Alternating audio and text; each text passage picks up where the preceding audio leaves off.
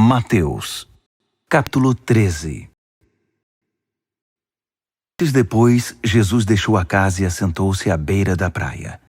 Não demorou muito e uma multidão ajuntou-se à sua volta, obrigando-o a entrar num barco. Usando o barco como púlpito, contou uma história ao povo. O que vocês acham? Um agricultor estava semeando. Enquanto fazia seu trabalho, algumas sementes caíram pelo caminho, e as aves as comeram. Outras caíram no meio dos pedregulhos. Brotaram rapidamente, mas não aprofundaram raízes. Com o calor do sol, secaram tão rapidamente quanto haviam brotado. Outras ainda caíram no meio das ervas daninhas.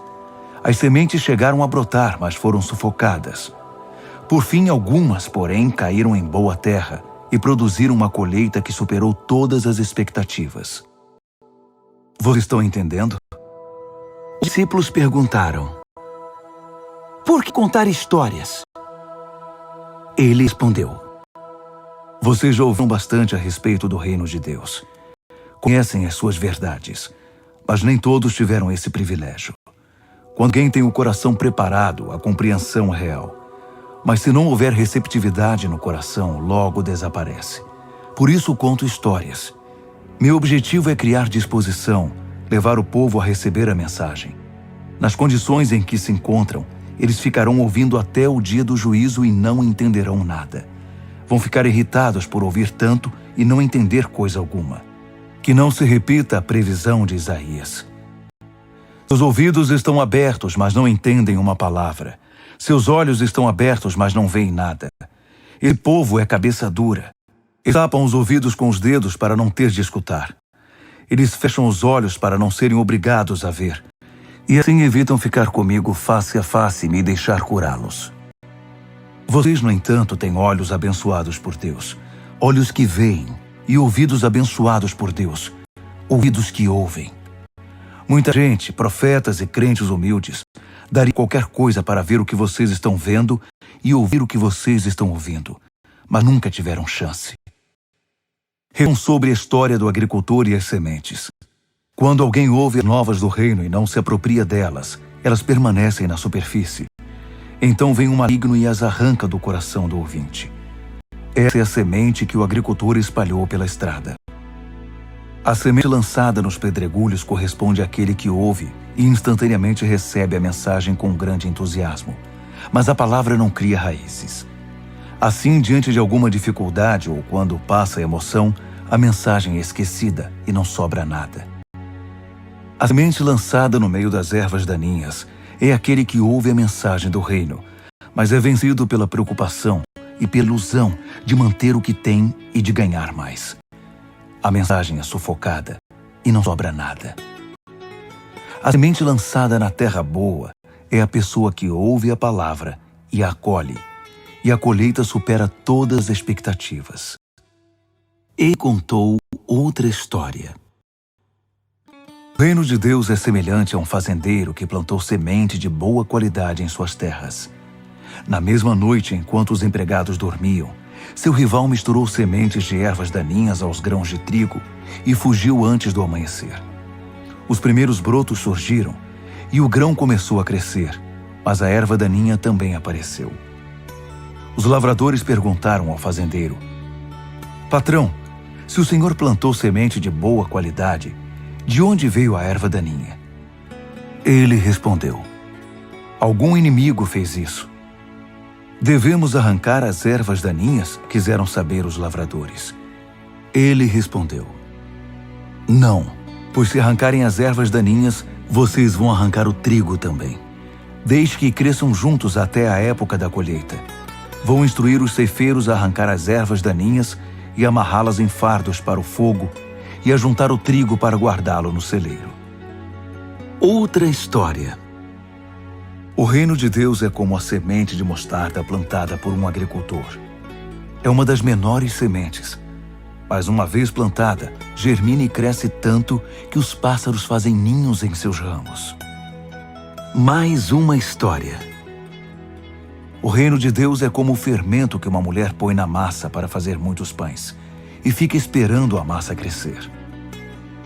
Tudo o que Jesus fez naquele dia foi contar histórias. Uma longa tarde de histórias. Também foi o cumprimento de uma profecia. Abrirei minha boca e contarei histórias. Trarei a público coisas ocultas desde o primeiro dia da existência do mundo. Jesus dispensou o povo e foi para casa. Os discípulos então pediram: explica-nos a história das ervas daninhas na lavoura. Ele explicou: o agricultor que tem a semente pura é o Filho do Homem. O campo é o mundo. As sementes verdadeiras são súditos do reino.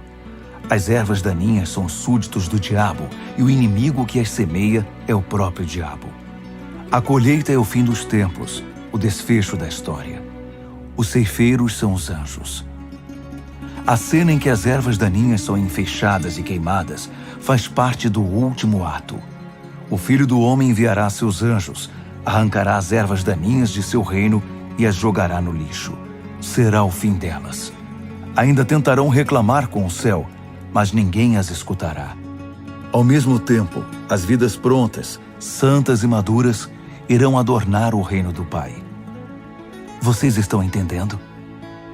O reino de Deus é como um tesouro escondido num campo por muitos anos, até ser acidentalmente encontrado por uma pessoa. Ela fica eufórica com a descoberta e vende tudo o que possui a fim de reunir a quantia necessária para comprar aquele campo. O reino de Deus também é como um comerciante de joias que busca as melhores pérolas. Um dia encontra a pérola perfeita e imediatamente vende tudo o que possui para comprá-la. O reino de Deus também é como uma rede de pesca lançada ao mar que apanha toda espécie de peixes. Quando está cheia, é puxada até a praia. Os peixes bons são recolhidos e guardados num tonel. Os que não estão bons são jogados fora. Assim será feito no desfecho da história.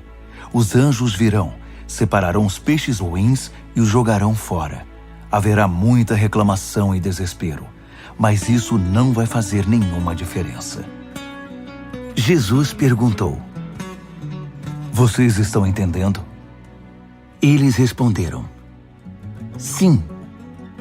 Ele acrescentou: então vocês já devem ter notado que o aluno bem instruído no reino de Deus é como o proprietário de uma loja que tira da prateleira o que necessita, novo ou usado, no momento em que precisa.